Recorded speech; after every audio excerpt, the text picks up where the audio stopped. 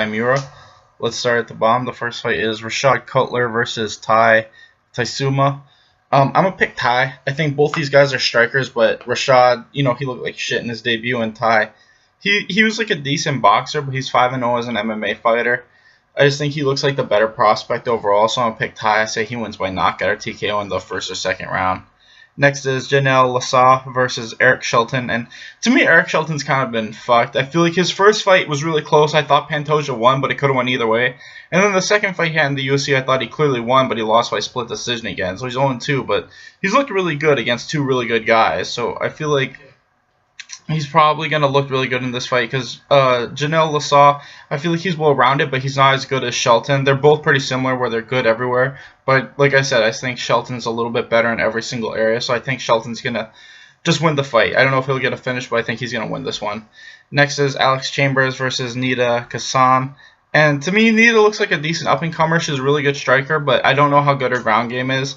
And because of that, I'm going to pick Alex. I think Alex is a really good grappler, and I think sooner or later she'll get this fight to the ground. And once Alex gets this to the ground, I think she's going to win by submission.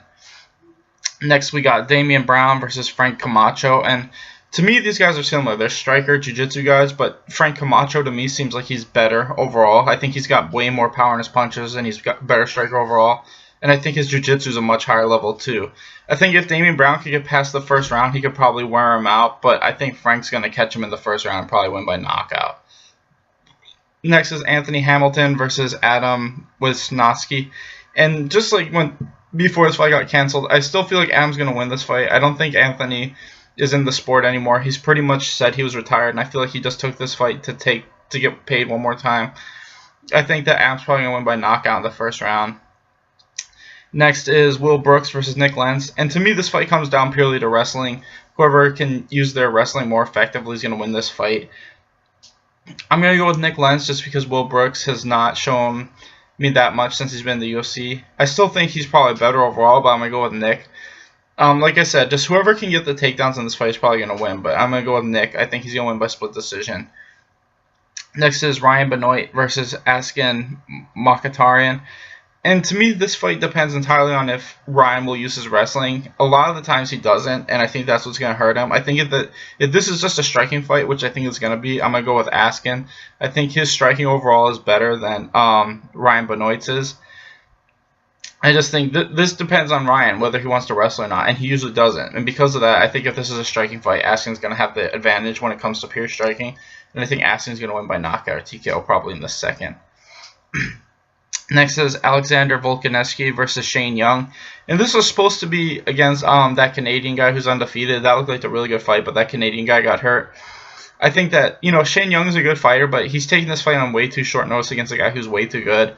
I think Alexander's just going to run through this guy and probably win by TKO in the first or second round. Next, we got Elias Theodorou versus Dan Kelly. And this fight is really tough just because I feel like if Elias could hit takedowns, he'll probably win this fight pretty easily. But if he can't, I think Dan Kelly will probably be able to get him in the clinch and beat him up. This is really close because both these guys don't have a lot of knockout power. They're kind of volume fighters with good conditioning. I would say Elias has the better conditioning just because Dan Kelly's a lot older.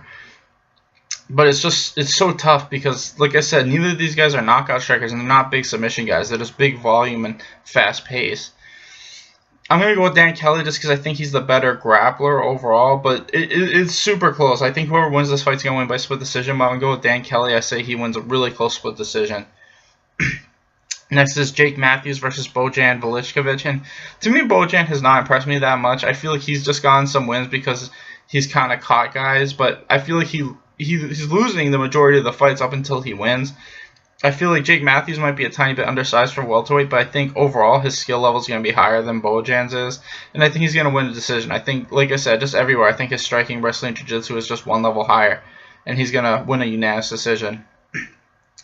Next is Tim Means versus Belal Muhammad, and this is going to go one of two ways. Tim Means is either going to get out-wrestled the whole fight because that's what Belal Muhammad pretty much does, or Tim Means is going to knock Belal Muhammad out pretty early. And I'm going to go with, Tim Means winning by knockout. I feel like his takedown defense isn't super shitty. I feel like his takedown defense is good enough where he can catch Belal. Because Belal Muhammad, he's been dropped and pretty much knocked out in almost all of his fights except for the Randy Brown fight. I just feel like his chin is non-existent, and once he fights people with good striking and decent takedown defense, he gets exposed, and that's what Tim Means is. I think Tim Means will stuff enough takedowns where he'll land that knockout shot probably in the first round. Next is Beck Rawlings versus Jesse Clark. This fight is not that impressive. I don't really know. I mean, both these chicks have pretty shitty records. I'm going to go with Beck Rawlings. I think she's just a little bit better. I don't know why this is a co-main event. These two chicks have like records of like 6-5 and 7-6. They're very bottom tier. It's the least interesting fight on the card, and it's a co-main event. It's really weird. I'm gonna go with Beck Rawlings. I say she wins a really close split decision. Finally, we got Fabricio Werdum versus Marcin Tybura. And to me, Marcin does not have the takedown defense to stop Fabricio Werdum from taking him down. I feel like once Werdum takes him down and winds up on top, that's probably gonna be the end.